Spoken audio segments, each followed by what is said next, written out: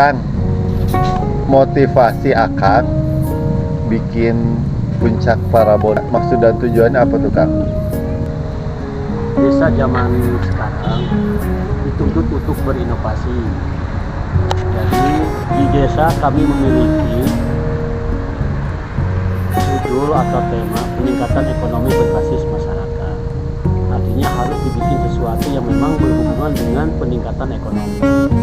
Puncak Parabon ini saya kasih nama karena memang lokasi yang namanya Puncak Parabon. Jadi namanya tidak harus dipikirkan lah gitu kan, karena memang lokasinya Puncak Parabon. Ini di sini kita coba dibangun gerakan ekonomi masyarakat atau pergerakan ekonomi berbasis masyarakat. Karena di sini kita salah satunya ada kedai juga, ada resto, ada juga masjid dan ada 10 lokal oleh-oleh, spot oleh-oleh untuk masyarakat, hasil karya atau hasil produk masyarakat.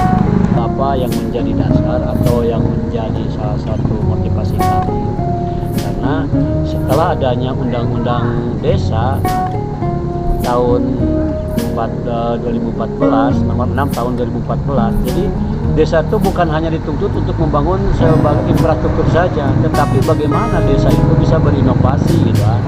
Nah, inovasi ini mungkin Puncak Parabon salah satu yang kami lakukan dari inovasi-inovasi yang lainnya. Di sini kami coba berjibaku dengan semua rekan-rekan yang ada di desa. Alhamdulillah dengan adanya Puncak Parabon muncul juga banyak produk-produk yang menjadi unggulan yang ada di desa dari masyarakat gitu kan. Karena dengan adanya Puncak Parabon ini membuka luang atau kreativitas produktivitas masyarakat, sehingga dengan adanya Puncak Parabon muncul produk masyarakat yang memang kita sudah disiapkan di sini. Karena dulunya kita memiliki yang namanya UMKM Center yang menampung untuk produk-produk masyarakat, tetapi karena sudah banyaknya produk masyarakat dan memang sudah dianggap layak untuk dijual, sehingga kami membuat Puncak Parabon ini, dan sekarang Puncak Parabon ini dikelola oleh Des. Ini yang menjadi dasar kami membangun Puncak Parabon. Puncak Parabon ini terbuka untuk umum kan ya berarti ya? Nah, kira-kira apa saja nih yang bisa didapatkan umum fasilitasnya di sini kalau berkunjung ke sini nih? Dulunya kita membuat Puncak Parabon ini dengan tema wisata kampung kopi. Nah, karena lokasi Puncak Parabon ini dulunya sebuah kebun atau sebuah pasir yang memang ditanami kopi, pohon kopi, tidak ada yang lain gitu kan, pohon kopi. Jadi apa yang kami bangun ini adalah di wilayah kebun kopi. Jadi kalau seandainya nanti rekan-rekan datang ke sini, fasilitas yang ada tentu karena ini di kebun kopi kita memiliki kedai kopi gitu kan, seperti itu. Jadi bagi para pengunjung, Anda bisa menikmati kopi yang ada di sini. Kopinya memang asli dari Kamojang yang memang sengaja disajikan di sini dengan beberapa proses yang ada. Jadi bagi pengunjung bisa menikmati lah gitu kan, menikmati kopi di kebun kopi lah seperti itu.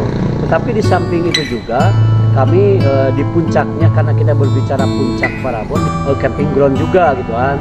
Camping ground yang memang fasilitas yang ada di camping ground itu kita dari mulai WC-nya, di situ ada gazebo-nya, di situ ada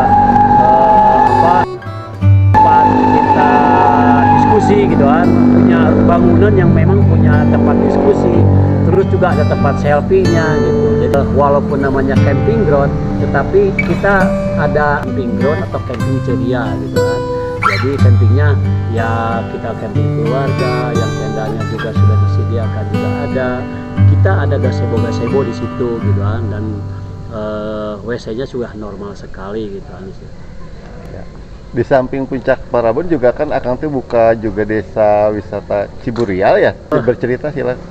Jadi gini, sebelum kita membangun Puncak Parabon, sebelumnya kita juga ada beberapa inovasi yang kami sudah lakukan, yaitu Desa Wisata Saung Ciburial. Desa Wisata Saung Ciburial ini kita coba tidak neko-neko untuk membuat konsep desa wisata, tetapi kami pure menyajikan atau murni menyajikan tentang desa.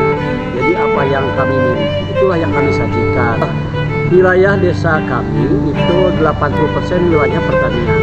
Dan yang namanya sawi itu setiap harinya tidak kurang dari 40 ton kita panen, dan itu menjadi salah satu potensi atau spot yang kita sajikan kepada pengunjung. Apa sih yang disajikan dari sawi ini? Jadi para pengunjung bisa coba belajar menanam, pengunjung bisa belajar memanen. Ini salah satu yang memang kami sajikan, karena ciri khas dari desa wisata kami adalah paket yang ada. Kembali lagi bahwa desa wisata kami itu adalah pure menyajikan tentang desa, gitu kan. Garut itu terkenal dengan domba Garut. Nah jelas di desa wisata kami juga salah satu yang spot wisata yang kita sajikan adalah domba Garut. Dari domba Garut ini ada tiga paket yang bisa diambil. Pertama, karena domba Garut itu beda dengan domba-domba yang lain. Domba Garut itu bagaikan atlet. Jadi setiap minggunya harus ada renang, setiap minggunya harus ada lari. Jadi cara pelakuannya juga beda gitu. Nah, maka kita sajikan paket bagaimana cara memelihara domba Garut gitu.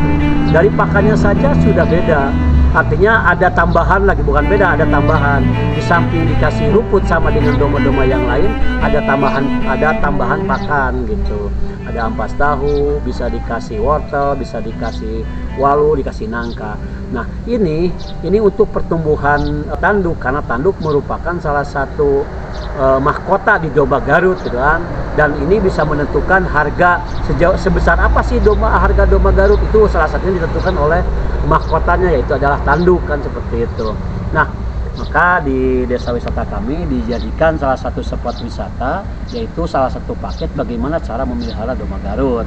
Nah jadi setiap harinya dikasih pakan yang berbeda, setiap minggunya harus ada olahraga.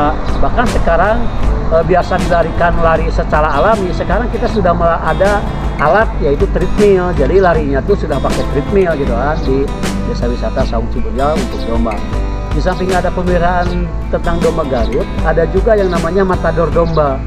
Nah, matador domba ini, jadi kalau berbicara matador, kita ingat ke Spanyol gitu kan, orang bertanding dengan banteng. Tetapi di desa kami, desa wisata kami, itu adalah matador domba.